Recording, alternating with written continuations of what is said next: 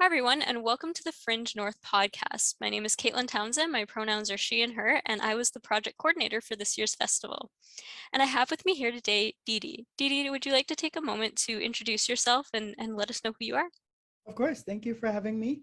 It's lovely to see you again. As always, my name is Dee Dee Divine. I go by, well, my pronouns are Z's or Zay, Zem. And yeah, Awesome. happy to be here. Yeah, it's great to have you here today. Thank you so much for coming on. Of course. So having been involved in the Fringe Festival this past August, and I believe the title of your project was Face Your Fears, is that correct? So for those who didn't get a chance to see it, it was wonderful, incorporated acting with painting, and it was a really unique piece. So I'm just wondering, with it being your first experience being part of a Fringe Festival, what was that like, and what did you think of the experience? It was amazing. I really enjoyed it. It was, I have to say it was a complete surprise for me just because, with the pandemic, everything kind of shut down. And up to that point, I was mainly more in the acting field. Earlier in my career, I did kind of create some stuff myself just to kind of get myself out there. But I really never really considered myself like in the playwriting arena. Like I never really considered to go there.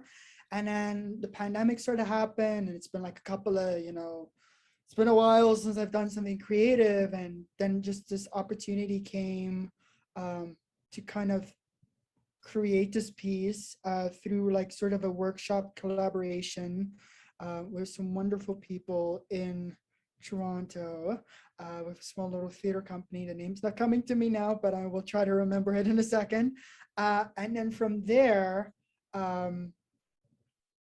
we kind of just collaborated, and then this opportunity came to submit it, and I kind of just came in, and I was super surprised, and it was a marvelous experience. You were all so welcoming and open, and Thanks. just I felt like I was in safe hands, even though Mhm. it was really nerve-wracking because you're like, oh, I have to put a show out to the public and I don't know what I'm doing. But it was great because you were all so open, and you were always there if we felt like we had any questions or if we need any assistance. It was really great. It was great to have that like really welcoming environment. It was really wonderful. Well, that's awesome to hear. I'm glad that you really had a great time with it. And I'm curious for those who might be considering joining a Fringe and have never done it before, what was the most like surprising piece of the puzzle as you pulled everything together for that?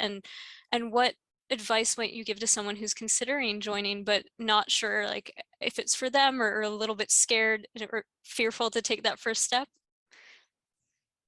You know, the only thing I could say is for somebody like me who also tends to overthink and, stress about things and not sure how it works, art is really that beautiful space where you just get to run with it. You Mm-hmm. know, I feel like there's no right way to do anything in this career field. Like you just need to run with it. Do what you feel is your gut feeling. And sometimes you're not going to have everything figured out, and that is okay. Yeah. Art is just like life. You're not going to know the end result. You're not going to know what's going to happen. And that's where you just need to say, you know what? I'm going to do it.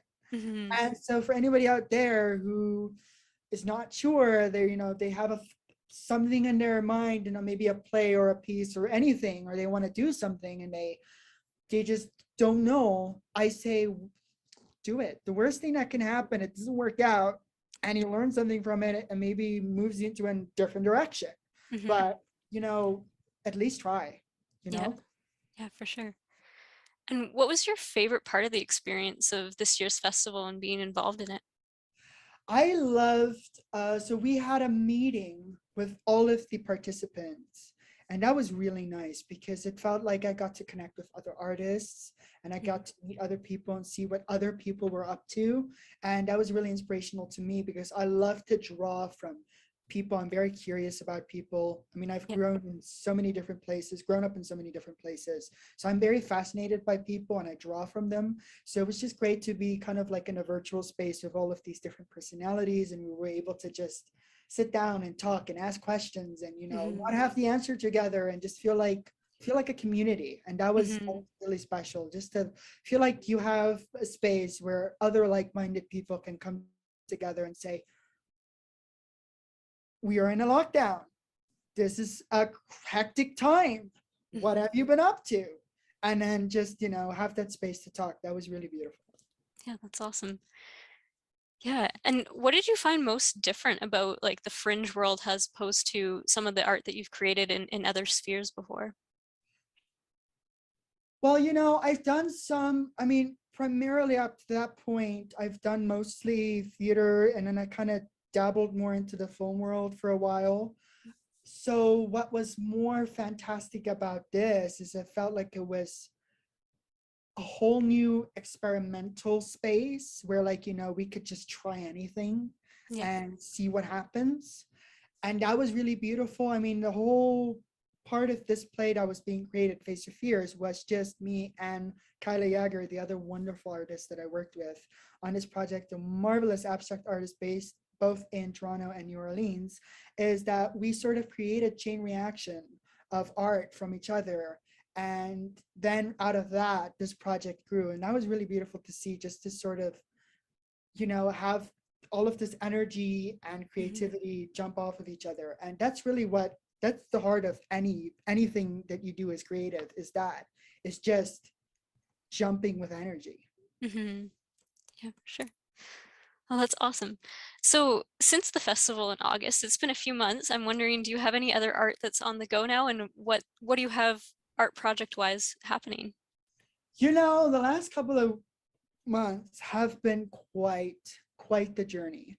So I recently came out as non-binary. I've kind of always sort of knew personally that I've never really associated with the gender. So I knew this would I already knew this, like, at the back of my mind. Mhm. And then I kind of came into St. Clair College. I'm currently at this program for musical theater. And from there, I kind of jumped into my own.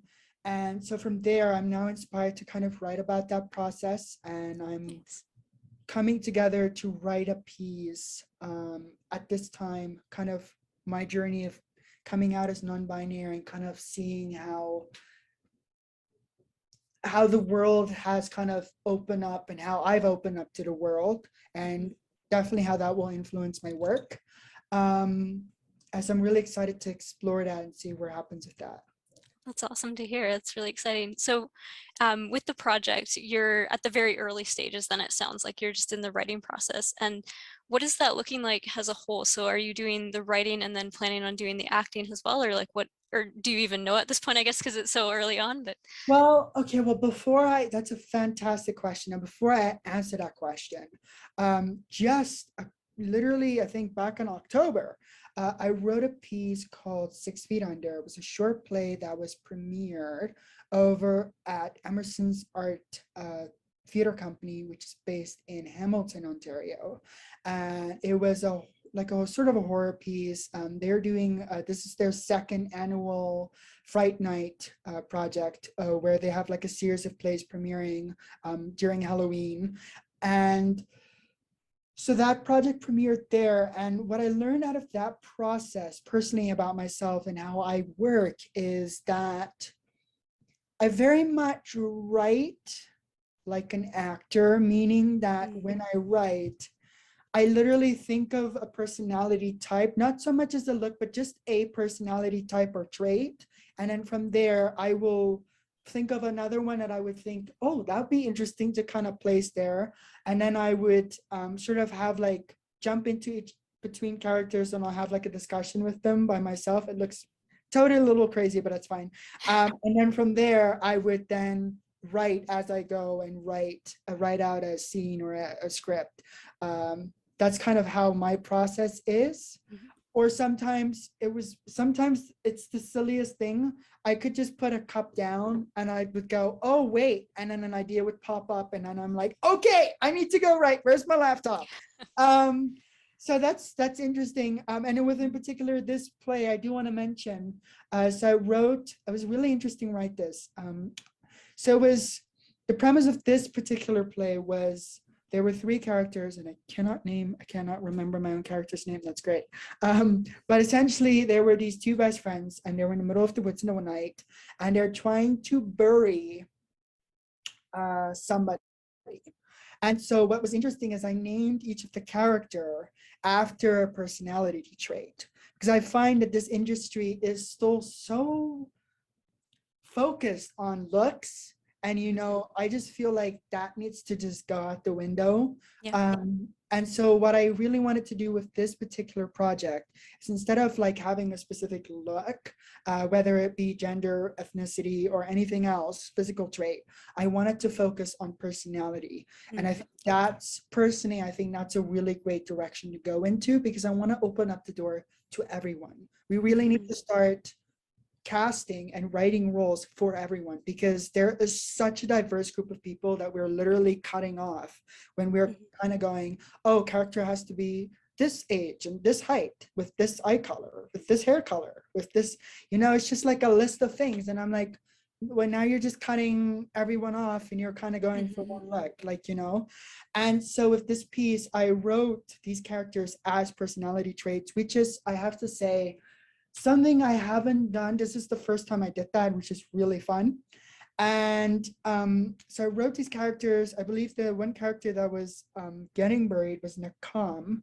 And I believe, don't quote me on this, because I'm pretty sure I forgot this, but I believe, if I'm not wrong, I believe that it is the Hebrew word for revenge. So I kind of created these characters with like a name like Revenge, and the other one was I will tell you in a second. It was sort of like hidden, scared, and then the other one was more like mischievous. And so I wrote these like three characters with those names, and then their personality was built over that idea. And what happened is, these characters, the two best friends, were burying this one person in the grave, and then they left, and they thought they did a good job, and then that person obviously was not buried, because they went back to check, because the one friend was like, oh, I don't know, maybe we should go check, and the other one's like, okay, maybe we should. And then they go back, they check, and then the person's gone,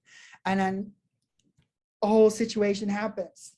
And so that was really interesting, is to just kind of create characters from a specific personality type. And I really hope that is maybe a way for us to go into the future, because I see that a lot in casting calls these days, which is a little shocking, because I find it personally just a little too, doors closed. You'll find ones where it's like, specifically must be 6 foot tall, must have brown eyes. And then I think you're just cutting off so many wonderful people that are so different and diverse that could fill this role, because you're hung up on their height. Yeah, like writing characters from the heart of who they are, rather than like the outer peripheral things. Exactly. Yeah, that's a really neat approach, and I think it's definitely needed in the industry, and an important change that we need to head towards. So how did that all come about, in terms of you mentioned that you were seeing this in the industry, but was it like a conscious choice, or was it something that first you were just like starting to write from that point, and then you realized that that's what you were doing? Or was it like, yeah, how did you shift to that model of using it? That is a great question. I think I was always sort of a little consciously aware of it. For those who don't know, I had hearing aids for 13 years of my life. And then last year I got them corrected. And so I kind of was always aware, just with people around, people were really aware and hung up of me having hearing aids. And sometimes I, get people poking me by the ears, or go, what's that? Or, they'll, I think unconsciously treat me like I'm a little behind in terms of not understanding what they're saying when they're talking to me.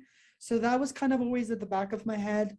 And then with this industry, because it is so unbelievably hung up on looks. I mean, you hear stories of actors, starving themselves or going to the gym for hours, doing crazy things to stay relevant with all this Botox and stuff.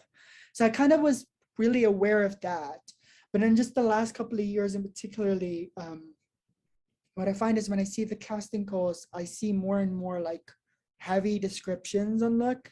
And it's not so much just like a general description, but it's like, specific eye color, specific height, specific hair color, specific accent, you know, like all of that, a specific age. And then I go, okay, now I feel like we're not creating authentic stories, and Mm-hmm. we're not opening our hearts up to new experiences. Now I feel like we're sort of almost not, I wouldn't even label it as acting. I feel like now we're just sort of, how can I say, we're sort of mimicking, we're sort of just going off a certain look, and then everyone needs to have that look in order to be cast in something. And I just feel like that's concerning, because that's not Yeah. what I think this industry should be about. Mm-hmm. Yeah, and then it's hard for people to see themselves in stories when they're not there, and you always have to have like that look and that shape. And like you said, so many actors forcing themselves to look certain ways that it just gets really unhealthy. And yeah, it's a dangerous place to be. And we're focused then not on the story and not on what's happening, but on like the peripherals that have to do with the story. It becomes more about the image than the actual, what is this teaching us? What are we learning from this? What are we gaining from this material? Mhm. Exactly. That is so true. Yeah, so for viewers watching, when can they expect your play? Or I know you're in the early stages, so maybe you don't necessarily have a timeline for it yet, but what can they expect from this play, and when should they, or where can they keep an eye out to find out more about it, I guess? That is a fantastic question. I'm currently in the process of kind of updating my social media and getting my website reworked a little bit. So, catch me on Instagram. For now, it's at the Devon Mayor. And I'm also on Facebook, so you can get me there, as well as at the Devon Mayor. Um, Currently, I feel like I don't want to speak too soon, but I could definitely see maybe doing some early workshops or something like that, maybe in the summer of next year, but that will be to be determined, of course. um yeah, I have to say, it's, as a creative, something that I'm seeing more and more, especially with newcomers, is that we need to be more business minded. What I mean by that is, especially if you're creating your own stuff, like me, somebody that writes their own work, tries to get it out there, you need to find ways to get it out. And, social media is a really wonderful tool to use for that, although it can be sometimes a little bit of a problematic thing. Social media is really a great tool to use, and I think more and more people should, especially if you're in the performing industry, you should definitely have an account to get yourself out there, because there are so many people you meet and so many opportunities you get. I mean, uh, most days these days, casting calls are often on Facebook groups. You know, Mhm. so there's really a great way to build your own work, get your own work, find auditions, make opportunities and connections for yourself just through social media. I Mhm. think it's a really wonderful tool to have. So I would say to anyone out there, if you're not on it yet, I would suggest to maybe look into that.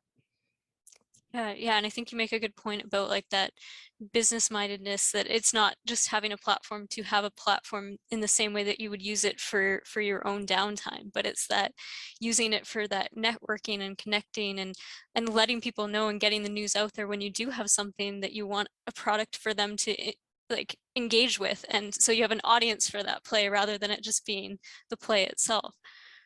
Yeah, which is, there's a lot of steps to that.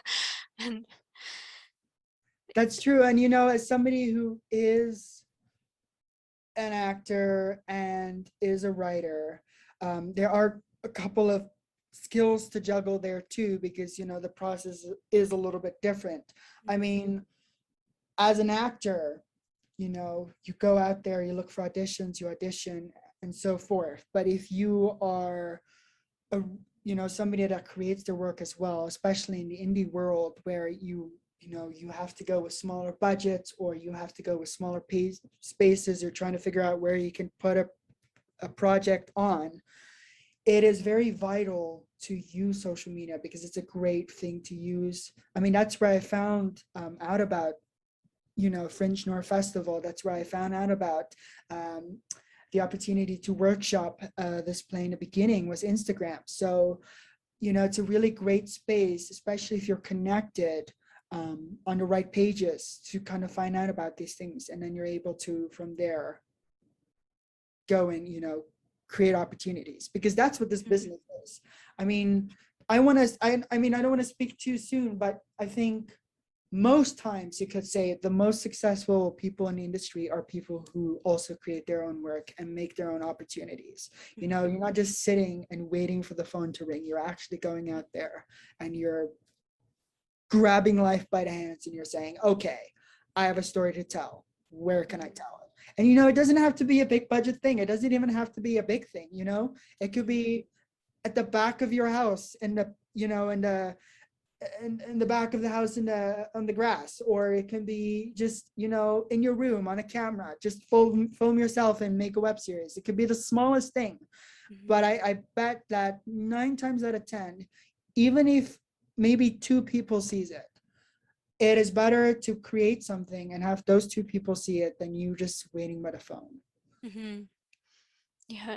Yeah, and it also lets you like practice your craft ongoingly too, rather than like waiting for chances to practice. Exactly, that too. That's the other thing. I find a lot of people think, I mean, if it works for you, that's great, of course. Training is a marvelous thing. And, if you want to go to an auditions class or an acting class, go and do it.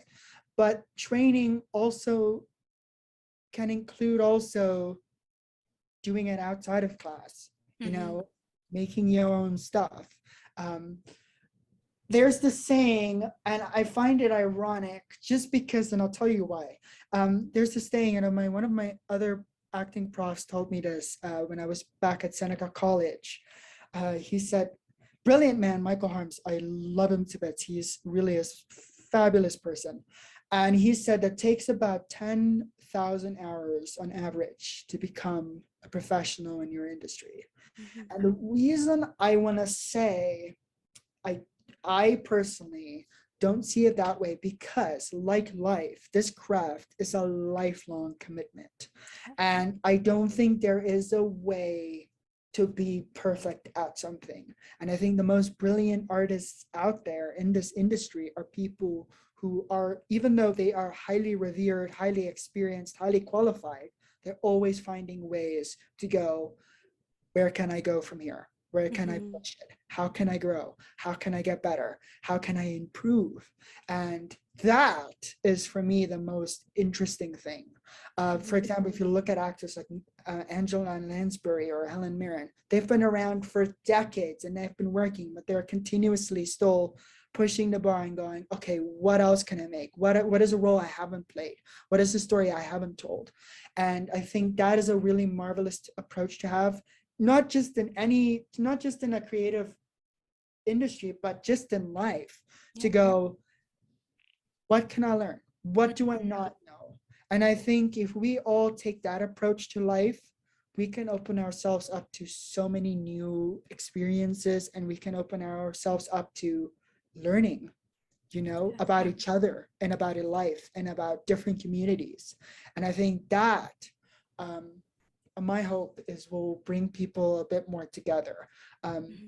I said this the other day to a fellow colleague of mine, and I hear this all the time. People say that, we should put our differences aside and yada, yada, yada. And I don't think so. I think what we need to do is we need to actually put our differences together. It's through our differences where we will find similarities. And through our similarities, we will find a way to connect and communicate and come together as a community. Especially with this pandemic, I've seen a lot of dissociation and people arguing and fighting, and I just go, why? We're all in the same boat. We're all in this life together. So why don't we be together? Let's not put our differences aside, but let's actually put them together. Because I promise you, through that experience, you will find a way to relate to somebody somehow, because we're all human beings. None of us are perfect. Yeah. None of us know the answers. None of us do. And that is the beauty of life. And I think that is also the beauty of this art. That is what I always try to do. Is I used to really obsess in terms of when I started acting, about getting it right and being perfect, and making sure I have every single detail down. But realistically, you're not going to be able to, because like life, you're not going to have everything figured out. And in terms of my acting process, what I like to do now, and it's really fun and I actually enjoy it, is when I go through a script, I will read it a bunch of times. I like to never comment on my own character. And then I'll go through the script, and then I need something physical to get me in there. So I like to start with a costume, or sometimes I'll start with a voice or a specific movement, the way the character sits. And then from there, I will often kind of work on those details. And then I stop and I let it go. I say, okay, I've done that work now. And then what I like to do is, if I'm on set or on stage, I like to be in that space before the cameras roll, or before I'm on stage and the show's rolling. And often what I find is, when I'm in that space, I find out something about the character that I haven't realized before. And it could just be something as small as looking at a cup that the character's mom used in the scene or something. And then from there I go, oh, I didn't realize that scene was more sarcastic than I thought. And so my process is very open and fluid, and I'm ready to sort of play and try things out. I hear a lot of talk about specific acting techniques, which I think is great if that works for you, but I also think it's not the end all be all. I think a great thing to do is take a little bit of everything. If something works for you, great. If something doesn't work for you, great. But also be open to just sort of play. I like to sometimes, if it's something really specific, I'll go really into it, and I'll kind of pull something from my own personal life or from another sort of personality that I know, and then I'll go from there. But sometimes I'll just go, you know what? I don't know what to do with this character, so we're just going to run with it. And that is the most exciting part, because that's where you're open to anything. And then you let your gut guide you. You trust your fellow artists that work with you, and you go, listen, I don't know what I'm doing, but we're going to try. And I think if we all have that childlike imagination, just with anything we do in life, I think that would be amazing, because I could just imagine the types of things that we would be able to all accomplish and come up with by just going for it, just saying, you know what, today we're going to go for it. Yeah, that's fascinating. And it's so awesome to get to hear about, and I'm just I'm drawn into what you have to say right now, which is great. Yeah, I think you made some really good points in there, and in particular the fact of bringing our differences together rather than putting them aside. I think that it's so necessary, because if we just put everything aside, then we're not actually playing to all of our strengths. But if we can recognize our different strengths, it just creates a final product that is so beyond what it would be if we pretended those strengths don't exist. And yeah, it's just a really, really good thing. And then you were talking earlier too about that, essentially that growth mindset and ongoing learning throughout life. And I think that that is so important too, especially in the arts, because sometimes we can get caught up in looking at other artists and comparing, right? And being oh, well, I'm not where they are. And it's well, nobody should be where they are. That's the unique thing about art, is we all need to be in our own little places and what's going on for us, and integrating that into our art in different ways. And no two art pieces, I mean, I've painted the same painting twice and it's turned out completely different. It's never going to be exactly the same, right? So I'm so happy you brought that up, because I have to tell you something now. But before I do, I remembered the other theater company that Face Your Fears originally started with. And I'm so sorry, people. You're all lovely people. I'm just terrible with names. Please forgive me. So the Marvelous Theater Company, they're based in Toronto. They're marvelous, marvelous, marvelous people. And the theater company is called Start the Riot Theater Company. And they had a virtual rabbit hole, which was amazing, where people came together.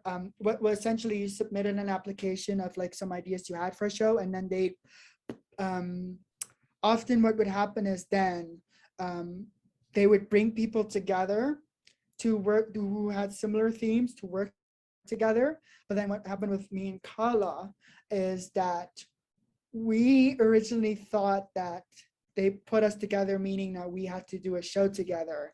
So although we were the only group that actually kind of co-created something, it was still marvelous because we were able to team up both our passions for disabilities and mental health, and we were able to create Face Your Fears.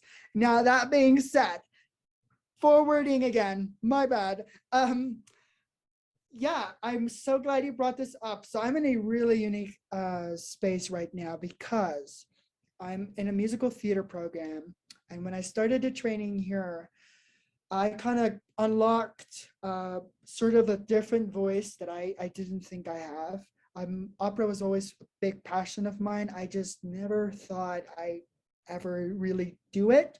And then with this training, marvelous, marvelous program here at St. Clair, I found that my voice was a little bit of a different range than I thought.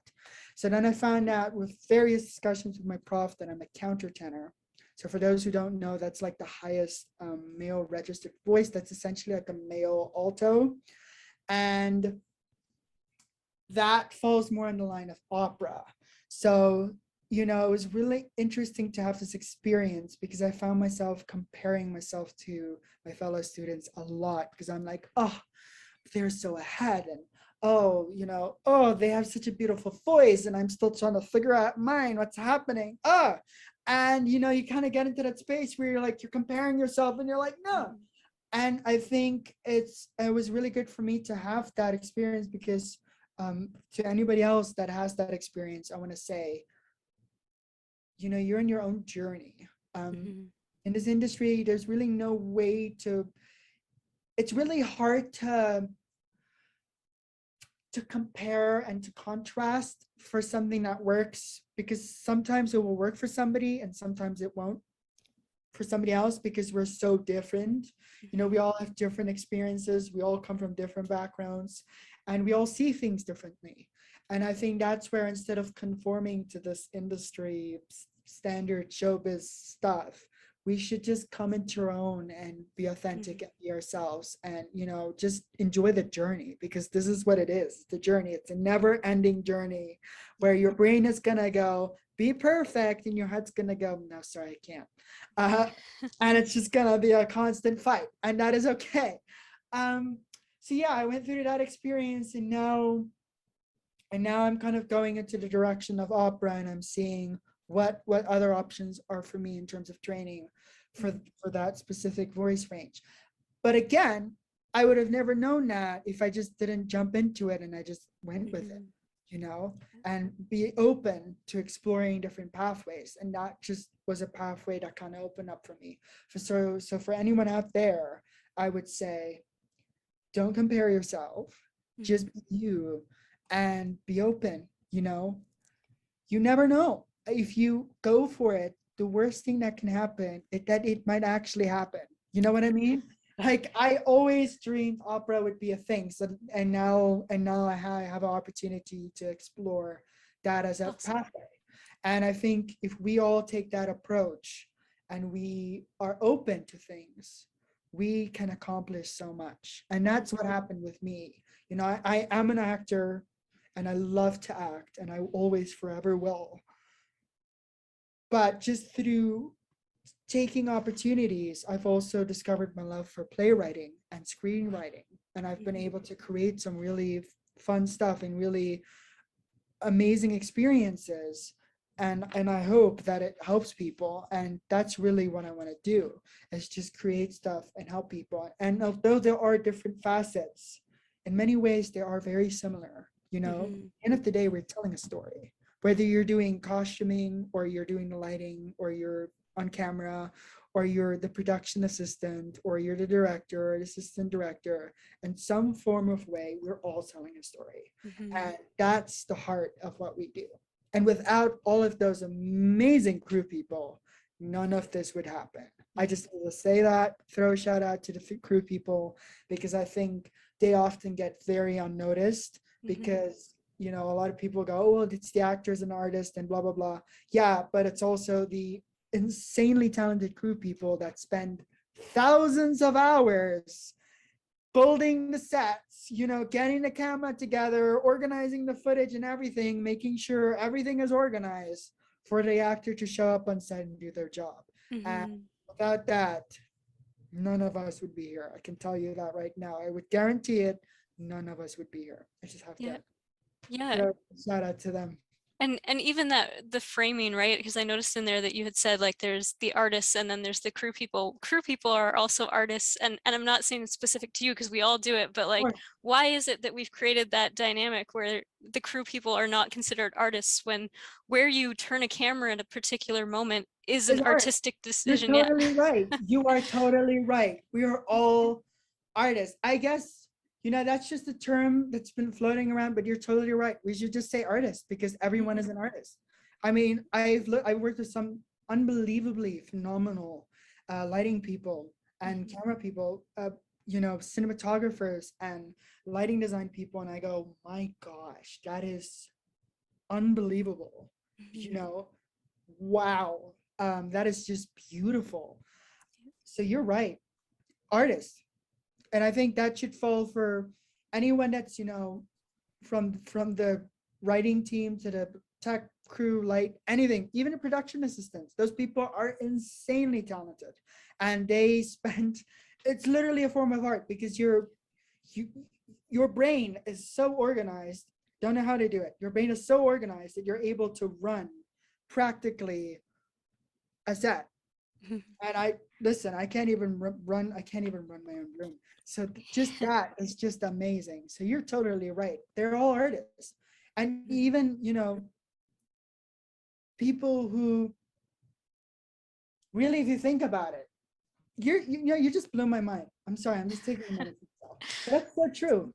I mean, what is art? You know what I mean? Mhm. Art is life. Art is just making something, and through that definition, everyone's an artist. Yeah, for sure. Yeah, definitely.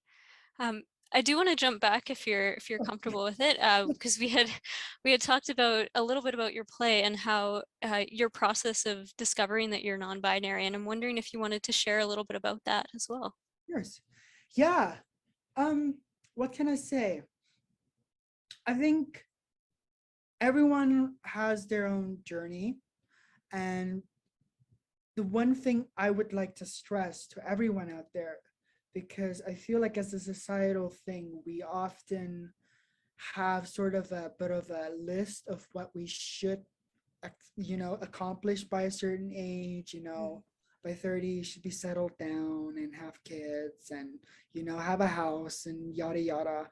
And I just feel like that is the most unrealistic thing ever, Yeah. because everyone is so different. And you know, you can be 80 or you can be 20 or you can be 30, and if you have everything figured out, great, good luck with you. Good luck with that, because you're not going to have everything figured out, because that's just life. um, no matter what stage you are in life, be open to exploring.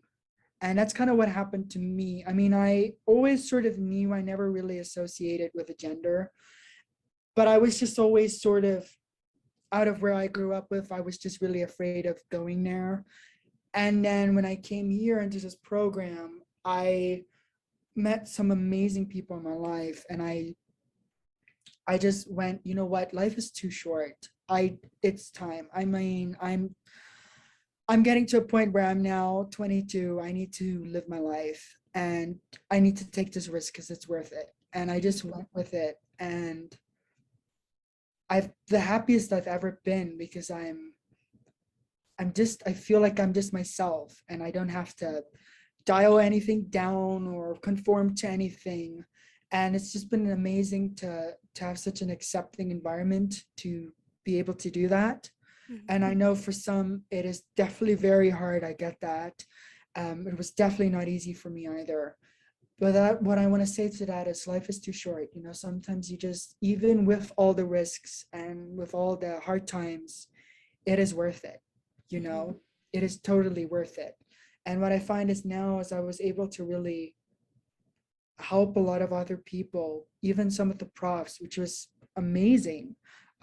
We have one fabulous prof in our acting program, our acting class, and she, you know, when I finally initially like announced it, she was so sweet. You know, she just right in front of the class stood up and said, "Listen, I come from a completely different generation where, you know, the industry was so hooked up on, you know, specific genders playing specific genders, and, you know, if you're a guy you play a guy, if you're a girl you play a girl, you know, it's just everything is set." And we had the discussion where we go, how can we make this a space to be open, you know, Mhm. for people to play with personality types rather than just a gender.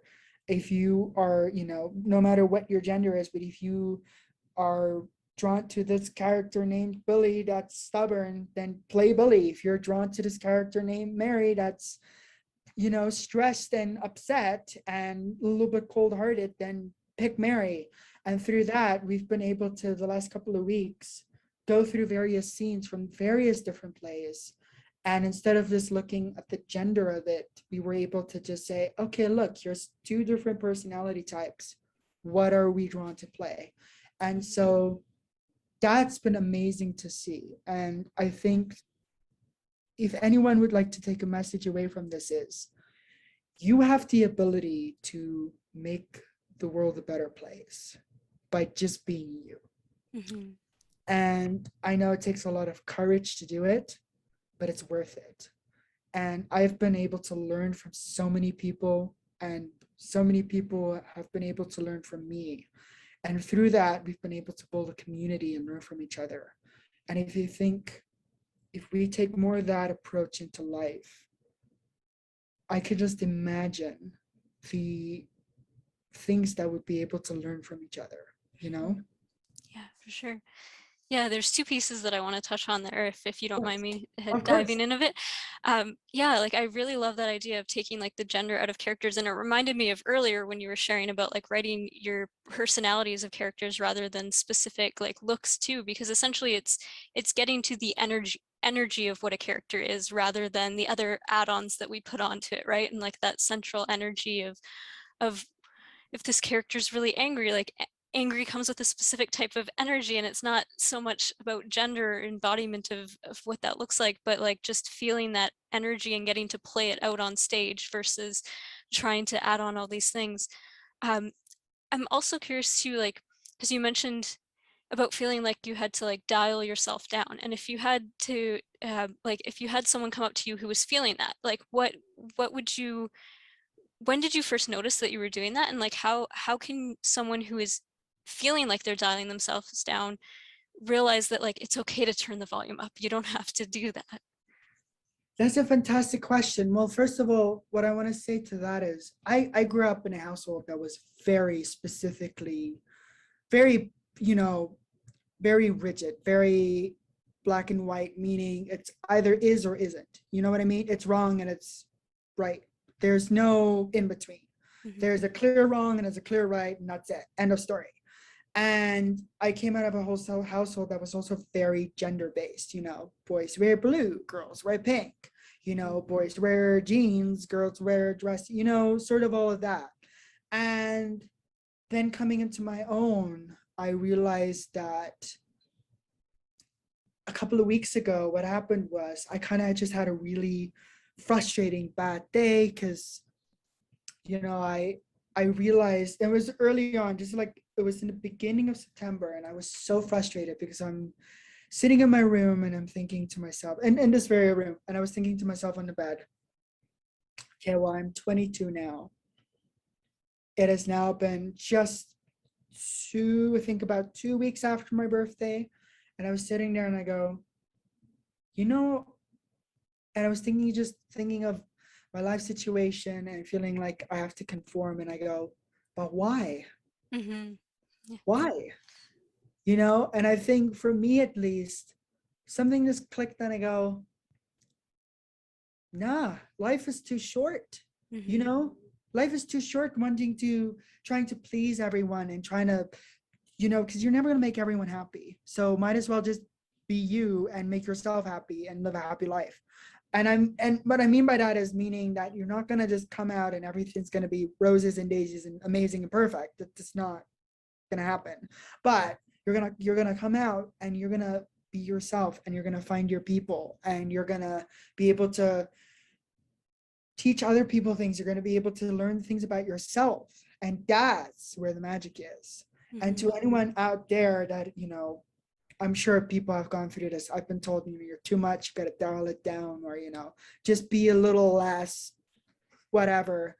And I say to that, no, you are exactly who you need to be. Don't let anyone tell you otherwise. Mm-hmm. And if you feel you're in a position to dial where you feel like you're in a position where you're dialing yourself down, change your position, because that means the space that's around you is not serving you. Yeah. And I read this beautiful quote, and I'm going to see if I can do this justice. It is,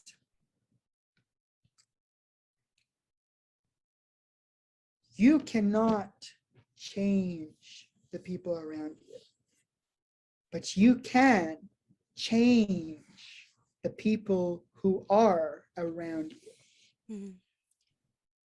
Meaning that you cannot control other people's beliefs, thoughts, or actions. But if other people's thoughts, beliefs, and actions don't serve you and are not helping you and are not creating a safe space for you, you can change the type of people that are around you. Yeah, that's so important. Yeah. And one thing that stuck out to me in all of that too is you had mentioned like sitting there and asking like why. So for those who don't know, I also work as a life coach practitioner. And one thing that we often work with as coaches is mindset. Mindset is like so important in life. And so many of us, I would argue like everyone in the world has those shoulds that have been given to you from someone else. And that idea of like, well, why are you doing this? And well, I should do it. Okay, but like ask why. Why do you feel like you should do that? And where did that come from? And unearthing that and getting to spend some time with that and figure out, is this a should that I actually feel I should do? Or is it because, I mean, and by should, is it something that I feel like I actually want to do and that's why it's a should? Or is it a should because someone else told me that this is what life should look like and this is how I should be interacting? And that changes our mindset so much when we actually take the time to step back and reflect on that and look at the whys and where did this should come from and why do I have it and why am I feeling like it's so important to do that should. And sometimes shoulds are something that you're actually passionate about, but you haven't taken the time to step back and realize that the why. But sometimes it's you actually don't give a shit about it and somebody else told you that you should do that. And separating yourself from those types of shoulds because it's not healthy to have those. I totally agree with you. In that moment, I remembered something just clicked because I spent so many years so focused on other people around me and what they would think. Oh, maybe I shouldn't do this. Maybe I shouldn't dress like this. Maybe I shouldn't speak like this. Oh, what would they think? And then something just clicked on my head that day, and I said, you know what? Enough is enough. Mm-hmm. This life is really too short. I mean, you're gonna blink. My prof said this today, my vocal prof, and it was so true. She said, you're gonna blink, and before you know it, you're 50. Yeah. That's really life.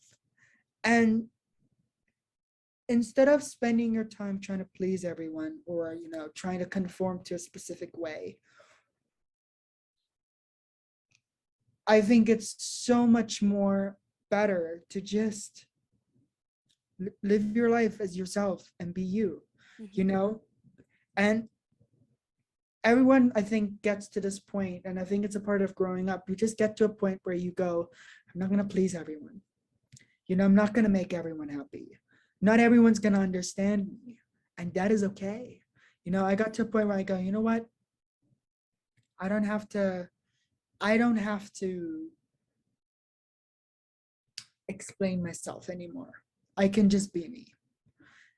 And I think when you get to that point, some amazing stuff happens, because Mhm. that's where you really grow into yourself. And the universe has this way of opening pathways up for you where, you know, you might have always had an inkling or a passion for something, and then you get an opportunity to go and do it. And that's where I say go and do it. You know, go and do it. I cannot stress that enough. I hear so many stories of people saying, oh, I've always wanted to do this, I've always thought about doing that. Why don't you? You know, I think we focus so much on trying to please people, and we focus so much on creating different labels and boxes for ourselves. And I think we need to kick the box open a bit, you know? I mean, why don't we, in fact, why is the box even in the picture? You know, why can't the box not be in the picture? Why can't it be a circle, or, you know, a bowl or whatever, you know? Yeah, for sure. And yeah, and just like I like the idea of the because of boxes, I always feel like walled in. I feel like we just need no walls and like a field to go run and play in. That's what exactly. We need to stop being in a little pit, and we need to go and play. You know, that's why I said we need to go back to that childlike imagination, because I remembered myself as a kid when I was younger. I was so I was just open, you know. I was like, I like this, I don't like that. This is fun. This isn't fun.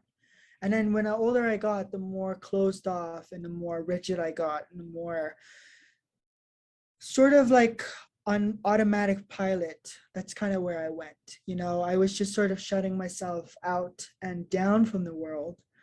And then I got older, and I just, something clicked one day, and I just realized, you know, life is just too short, especially with this pandemic. You know, you see so many horrible cases of people passing away, unfortunately. And you just realize life is just too short. This is just, it's too little time to not be yourself. And then I just realized, you know what, I would regret it bigger if I never ended up being myself rather than just being myself. And then that's where I clicked, and I go, you know what, here we go. This is gonna happen. And it's scary. Believe me, it was scary to just tell people, hey, you know, my name is Dee Dee, I'm non-binary, here's my pronouns. I remember the first day I showed up to class in a dress, and I was nervous. You know, I was like, oh, I don't know what are people gonna say. You know, am I gonna get a, is someone gonna look at me the wrong way? Am I gonna, you know, what's gonna happen? And it's just been amazing because I felt so welcoming, and it felt great to just finally feel like I'm breathing. You know, I kind of felt like I was coming out underwater, like huge pressure just off of me, and I just felt free and just like back to when I was a kid. You know, I just Mhm. feel like I'm able to just breathe and just be, and not have to explain myself or try to validate my existence, because that's what happens, unfortunately, um, with the members of the LGBTQ plus community. I can't speak for everyone, but a lot of us go through times where in the spaces that we are, we're not accepted, and then we have to feel like we need to validate our existence in order to feel like we need to be loved. And I just want to say to anybody out there, if you're through that, if you're going through that right now, you are loved, and you are accepted, and you are more than valid, and you're gonna find your people out there, because it just happens. You know, you just find your people, and when you do, you're gonna you're gonna climb mountains. That's all I can say. And it doesn't even have to be a mountain. You know what I mean? It's just an expression, but it can, you can climb whatever. You're gonna go to new heights, and you're gonna create some amazing things that will inspire generations to come. That's awesome. Thank you so much for sharing that. Of course. I do have a particular question Yeah. with being in the art space. I'm wondering because your play in particular is about this experience of recognizing the real you, and I'm wondering how how like you incorporate art in your journey, or how your journey integrates with your art, because it is that back and forth. But I'm wondering because like some people say it's more of like a celebration of that process, and for some people it's more of like explaining the coping of that process. And I'm just wondering, like, for you in particular as an artist, how has being in an art allowed you to explore this space more, or have allowed you to yeah, just like the different ways that the two integrate with each other? That is a fantastic question. So I'm sorry, I'm just processing. Give me a second. You know, something that I have realized is that through the process of creating, it's a weird space in the sense that sometimes you have to go through certain things, maybe remembering a past situation you might not want to, or it reminds you of a certain thing, um, in order to create something. And that can be really scary at some points. But the beauty of art is that it gives you a space to let things out that you've not always been able to. And that is where acting and, you know, writing and singing is for me. Anything artistic, it gives me that opportunity to let out the things I've not always been able to. And now that I've come out as non-binary, my goal is, especially with this project itself, is for anyone out there where they feel like, you know, there's something inside of them that I've not been able to pull out, and they feel like it's stuck, or, you know, they feel like they can't take it out because maybe it's too much. My goal is that I am able to create something where people can relate and go, you know what, I feel, you Mm-hmm. know, because it's hard. Life is hard. And it can be difficult when you feel like you're not in a space where you're supported enough to be you. Mm-hmm. And so my goal with this particular project is for anyone that watches it to go, I know what that feels like. In whatever situation, they can relate somehow. And then to that I say, and I don't know how I'm going to word it, but I want to find a way where I can go, let go, you know, just open up, let go. It's really weird. I don't know how to put words to it, but it's just there's something in you that kind of clicks and unleashes. And then you're like a ball of energy, you know, you're just boom, explosion. And that is exciting. And I really hope that that is what people will experience. And I hope that that will unleash whatever ball of explosion that they are, uh, that they are, that they are. There we go.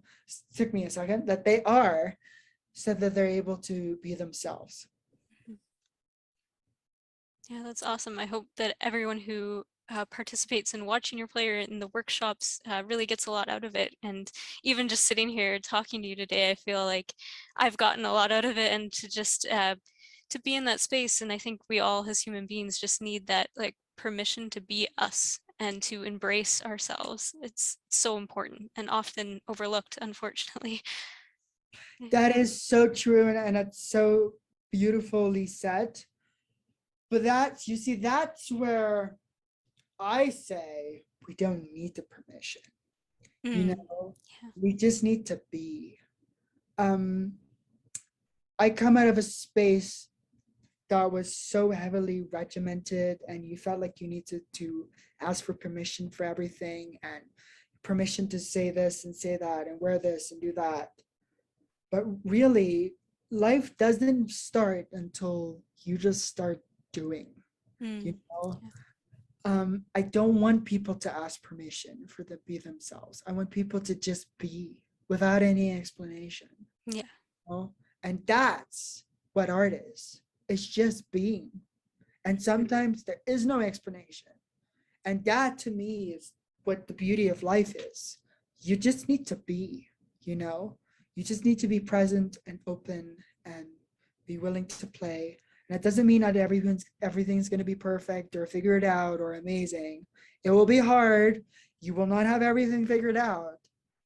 But that's where, like art and in life, you just need to go,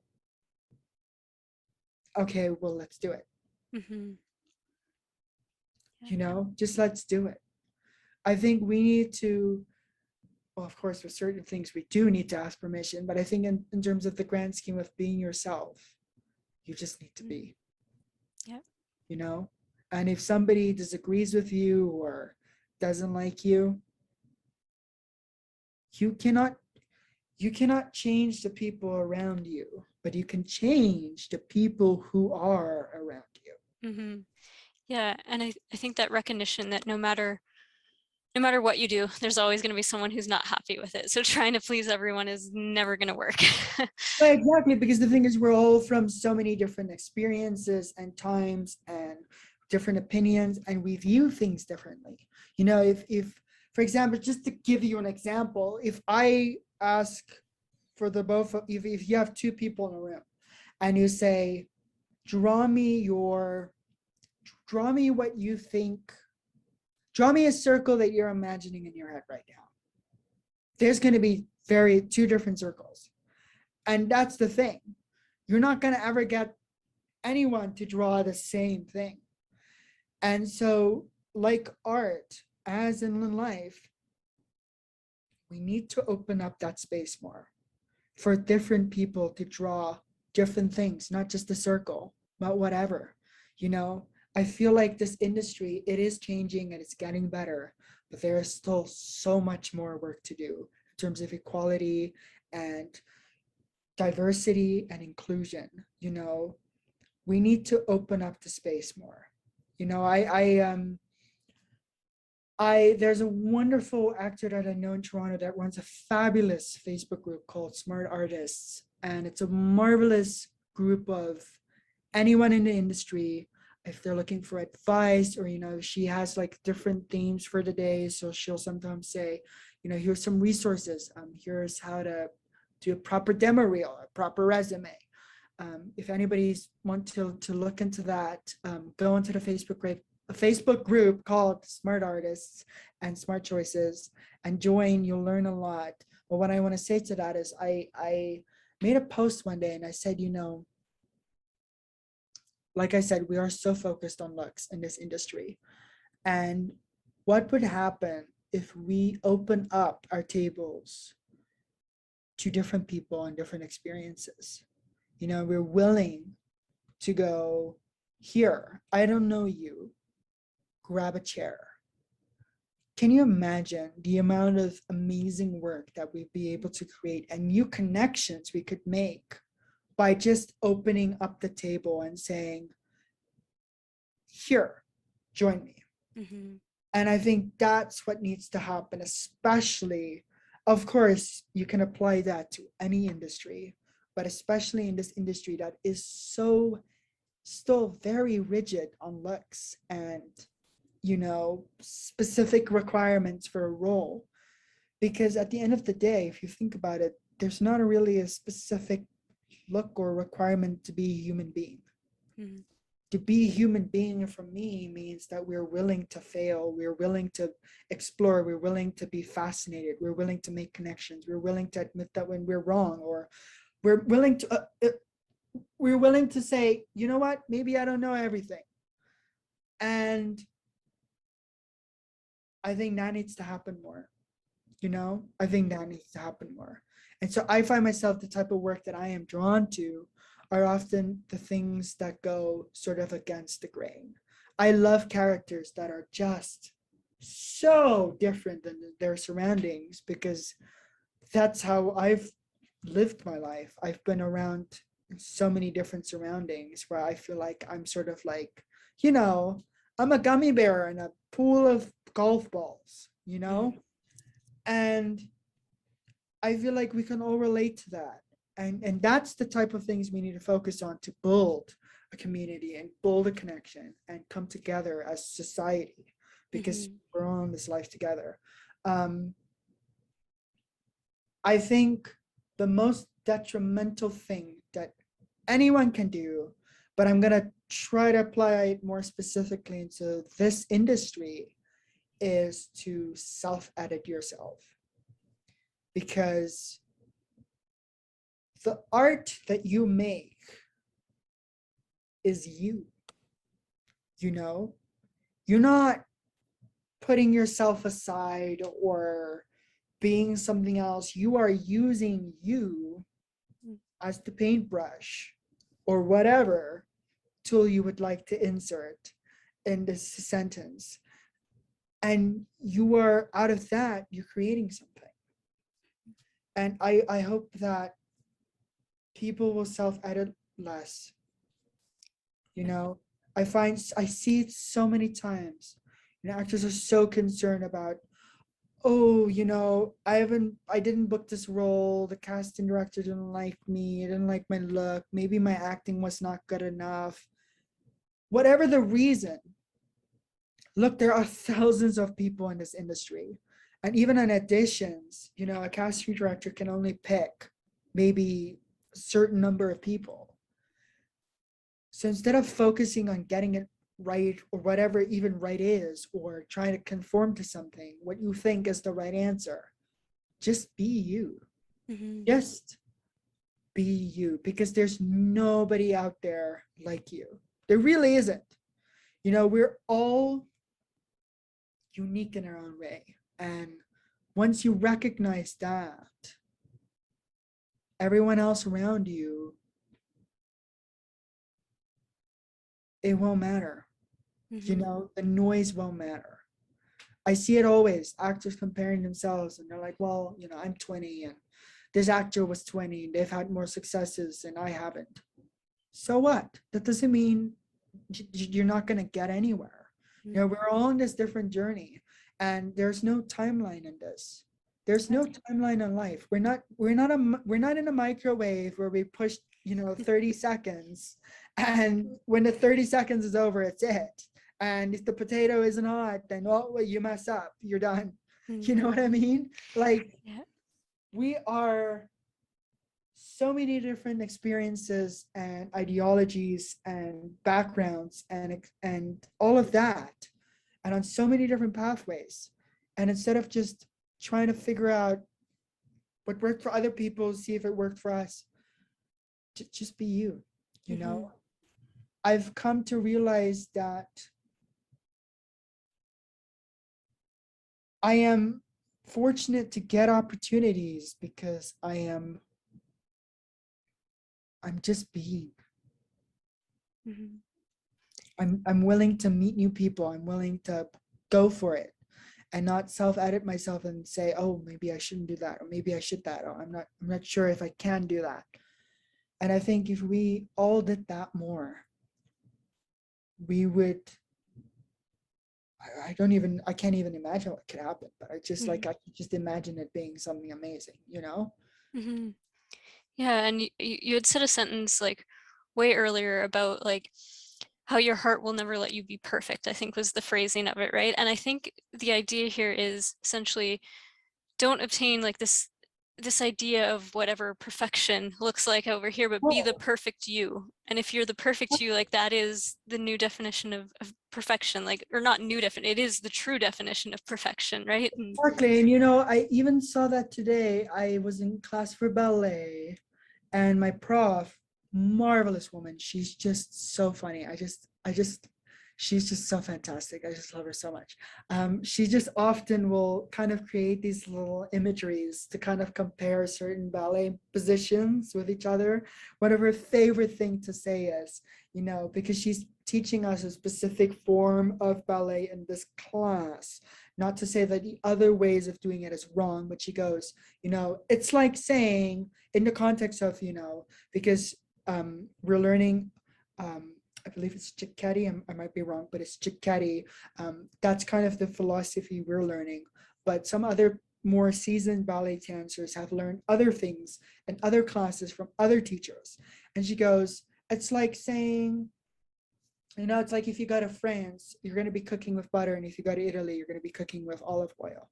Neither is wrong, but in this class, we're cooking with butter. And I just thought that was hilarious. And the reason I'm bringing that up is because she said something so fabulous today. She was talking about how we were going through some of the final stuff that's going to be on the final exam, and one of the students, brilliant dancer, it's ridiculous, I can almost not believe it. She brought up that one of the things that was on the lesson plan was very different that was taught in class. And then she realized she messed up, and she just had this look on her face where it was like, oh no. And she literally just said, oh no, I'm not perfect. And that was so beautiful to me, because even somebody that is so seasoned as her, that is a professional ballet dancer, that has danced all over across the world and is now teaching, and has been teaching for the last 20, 30 years. That was so beautiful to see. And it made me just realize, at no matter what stage you are, we're not going to be perfect. Mhm. And that's not the goal of life. The goal of life is not to be perfect or get anything right. The goal of life for me is just to run with it, to go with it, and just be open to learning. Be a sponge. I like to use this analogy. Life is water, and you're the sponge. Just put yourself on the water and just take it in. You know what I mean? Just be open to anything. But that was so beautiful just to see, because there's somebody that's so seasoned and so brilliant at what she does, and she's just went, oh no, I'm not perfect. Oh shucks. And that was great, because it made me realize, there's no stage in life ever where you're gonna go, okay, I've nailed it. There's nothing else for me to learn. It's not gonna happen. And I think once you've embraced that you're not gonna you're not gonna know everything, you're gonna be able to learn everything, you kind of can take that pressure off to conform or be perfect, and you could just literally be. And I hope that for everyone, because that's a beautiful space to be in. It really is. And it's so freeing too, because then you go, I'm willing to make mistakes. I'm willing to fall. Let's do it. And I think if everyone is willing to fall, there would be some fabulous things happening on this planet. That's all I can say to that.